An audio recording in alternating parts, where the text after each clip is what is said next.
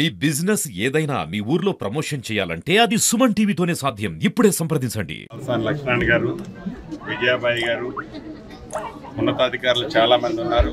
వారందరికీ మీడియా మిత్రులు, అదే రకంగా ఇప్పుడే ఇందిరమ్మ ఇళ్ళు గతంలో అసంపూర్తిగా ఉన్న ఇళ్లను పూర్తి చేసి 116 ఇళ్లని భద్రాచలం రాముల వారి పుణ్యక్షేత్రమైన ఈ భద్రాచలంలో ఇప్పుడే పేదవాళ్ళల్లో పేదవాళ్ళకి ఇప్పుడే కీస్ అండ్ వార్ చేసి వాళ్ళు పొంగించుకోవటం జరిగింది. ఇందిరమ్మ ప్రభుత్వం అంటేనే ఇందిరమ్మ ఇళ్ళు అంటేనే ఇందిరమ్మ ప్రభుత్వం. ఆనాడు 2004 నుంచి 2014 వరకు ఇందిరమ్మ రాజ్యం ఉన్నప్పుడు ఇప్పుడున్న తెలంగాణ రాష్ట్రంలో 25 లక్షల ఇందిరమ్మ ఇళ్ళు కట్టించిన ఘనత ఇందిరమ్మ ప్రభుత్వాన్ని. అదే పద్ధతిలో ప్రజల దీవెనలతో రాష్ట్రం ఏర్పడిన తర్వాత గడిచిన 10 సంవత్సరాల్లో పేదవాడు కలల్లానే మెచ్చిన ఆనాటి ప్రభుత్వం ఏదైతే అద్భుతంగా డబుల్ బెడ్రూమ్ ఇళ్లు కట్టించిస్తామని చెప్పి మాయ మాటలతో కాలయాపన చేసి 2 పర్యాయాలకు అధికారంలోకి వచ్చిన ఆనాటి ప్రభుత్వం ప్రజల చిన్న కోరికను కూడా నెరవేర్చలేక ప్రజలకి ఎప్పుడూ మభ్య మాటలతో కాలయాపన చేస్తూ వచ్చింది.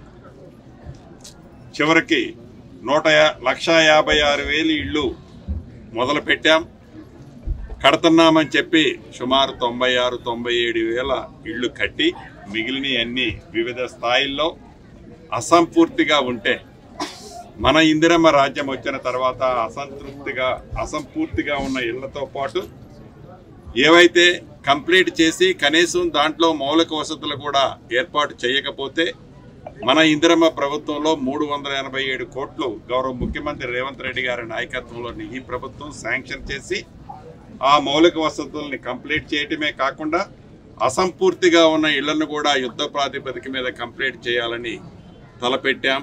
ఆనాడు మొదలుపెట్టి అసంపూర్తిగా ఉన్న ఇళ్లలో భాగంగా ఇప్పటికే కొన్ని అలొకేషన్ చేయటం జరిగింది.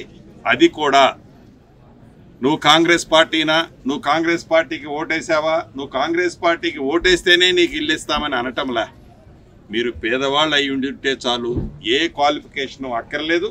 మీరు ఏ పార్టీ అయినా కూడా ఇందిరమ్మ రాజ్యంలో పేదవాడికి న్యాయం జరుగుద్దనటానికి నిదర్శనమే ఈ ఇందిరమ్మ ఇళ్ల కార్యక్రమం. రాష్ట్ర వ్యాప్తంగా 4,50,000 ఇళ్ళు మొదట విడత ఇస్తున్నాం.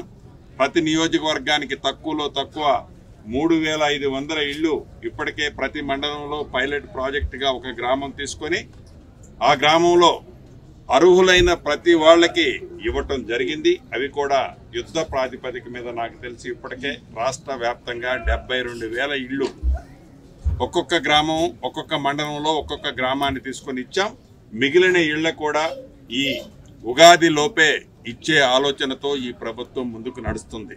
రమారమి ఈ రాబోయే 4 సంవత్సరాలలో ఇందిరమ్మ రాజ్యం మన రాజ్యంలో పేదవాళ్ళకి 20 లక్షల ఇళ్లు కట్టియాలన్నదే ఈ ప్రభుత్వం యొక్క ఉద్దేశం.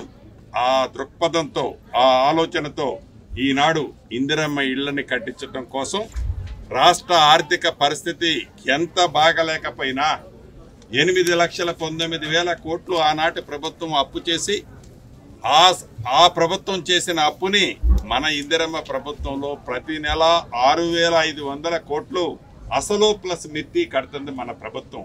అయినా కూడా పేదవాడి కష్టాలు తెలిసిన మన ఇందిరమ్మ ప్రభుత్వంలో పేదవాడి చిరకాల చిరు కోరిక ఏదైతే ఒక ఇల్లు కావాలని ఉన్నదో ఆ ఇల్లుని చిత్తశుద్ధితో ఈ రాబోయే 4 సంవత్సరాలలో 20 లక్షల ఇల్లు కట్టించే దిశగా గౌరవ ముఖ్యమంత్రి రేవంత్ రెడ్డి గారి నాయకత్వంలోని మన ప్రభుత్వం పనిచేస్తుందని చెప్పడానికి గర్వంగా ఉంది.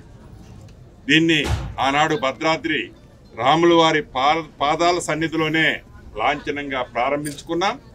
మళ్ళీ భవిష్యత్తులో ఆ రాముల వారి దయతో తెలంగాణ రాష్ట్రంలో ఏ మారుమూల గ్రామానికి పోయి ఇక్కడ పేదవాళ్ళకి ఎవరికైనా ఇల్లు లేదా అని అడిగితే అందరికీ మాకు ఇచ్చింది అనే విధంగా ఆ రాముల వారి దీవెనలతో ఈ కార్యక్రమం పూర్తవుతుందని పూర్తిగా నమ్మకం విశ్వాసంతో ఈ ప్రభుత్వం ముందుకు నడుస్తుందని తెలుపుతూ ఇంకా కొద్దిసేపట్లో మనం రాముల వారి కళ్యాణం కూడా వచ్చే